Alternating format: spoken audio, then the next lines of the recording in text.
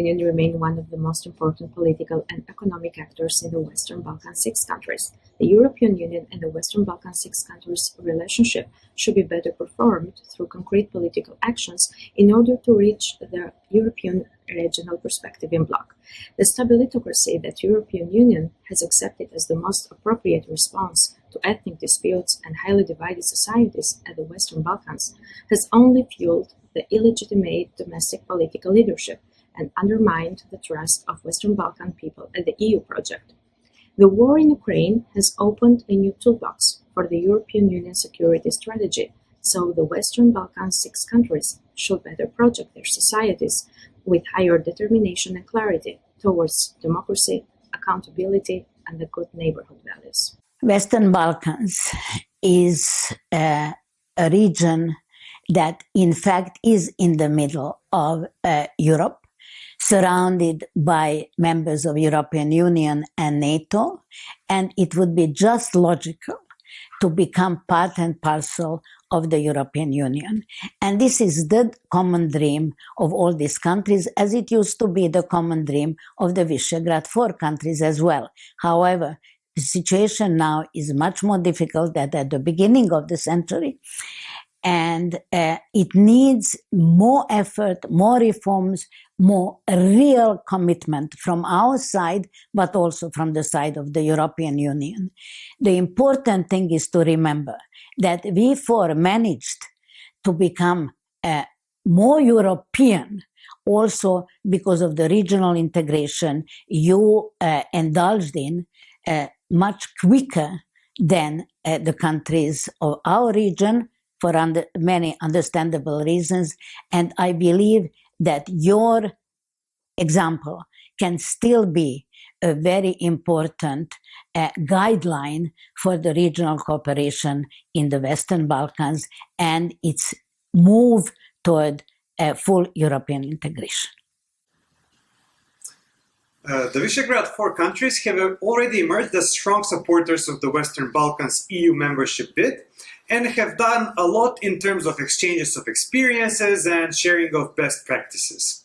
At points, certain V4 member states act as advocates for the Western Balkans accession, but sometimes this is not the most sincere, especially with regards to overlooking the rule of law standards. Of course, we must not forget that some of the V4 countries are not exactly the model EU members. In a situation when the Western Balkans is struggling with issues of corruption and deficient rule of law, so do Poland and Hungary.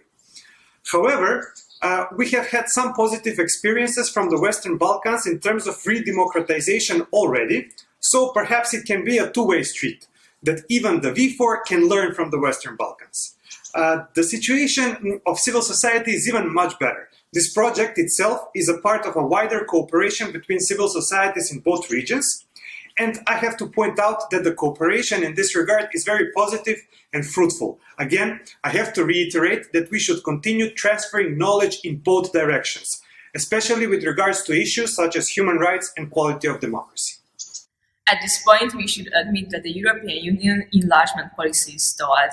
The EU could not deliver any major breakthroughs over the past years. Yes, it's a two-way street. The enlargement policy is a two-way street. The Western Balkan countries cannot be expected to meet the accession criteria unless the European Union offers a credible enlargement perspective and real incentives in order to meet those. At the same time, a credible perspective does not mean turning a blind eye to the state of the rule of law or the economic criteria, but simply recognizing that political will is needed from the side of the Western Balkans as well, which is increasingly lacking nowadays. The question remains, however, what impact the current war in Ukraine will have on the enlargement policy, if so. As Ukraine requested accelerated accession to the EU in response to the Russian aggression, it poses the question whether the same should apply to the Western Balkans as well. The Western Balkans, which is the only area with a realistic chance of joining the European Union in the enlargement policy. Of course, keeping in mind that there is no fast-track admission to the European Union. In the enlargement discourse, we should not connect the case of Ukraine with the Western Balkans. Supporting Ukraine in wartime is a political statement from the side of the EU. Handling the Western Balkans at the same level would decrease the EU's credibility even more in the region.